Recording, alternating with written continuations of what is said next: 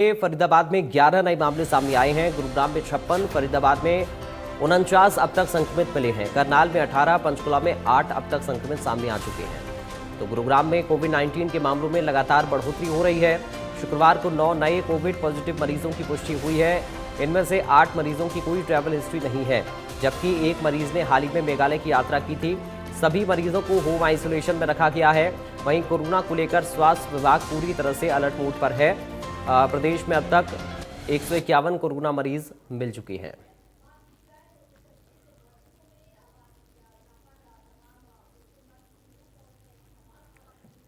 तो गुरुग्राम में 56 केस, फरीदाबाद में 49, करनाल में 18, तो पंचकुला में 8 केस अब तक सामने आ चुके हैं।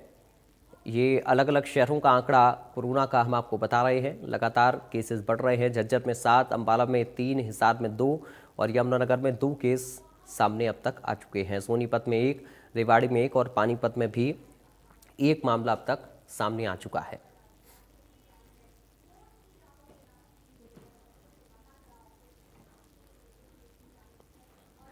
देश में कोरोना के केस लगातार बढ़ रहे हैं, जिसको लेकर स्वास्थ्य विभाग पूरी तरह से अलर्ट नजर आ रहा है। अंबाला में भी 3 मरीज सामने आए। बढ़ते कोरोना को देखते हुए अस्पताल में सभी तैयारियां पूरी कर ली गई हैं।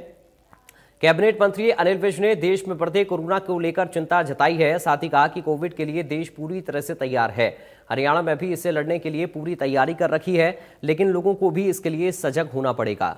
अनिल विज ने लोगों से अपील करते हुए कहा कि भीड़भाड़ वाली जगह पर जाने से बचें और सैनिटाइजर का प्रयोग करें। वहीं नागरिक अस्पताल की पीएमओ ने बताया कि अस्पताल में कोविड को लेकर सभी तैयारियां पूरी कर ली गई हैं और आइसोलेशन वार्ड भी तैयार कर लिया गया है।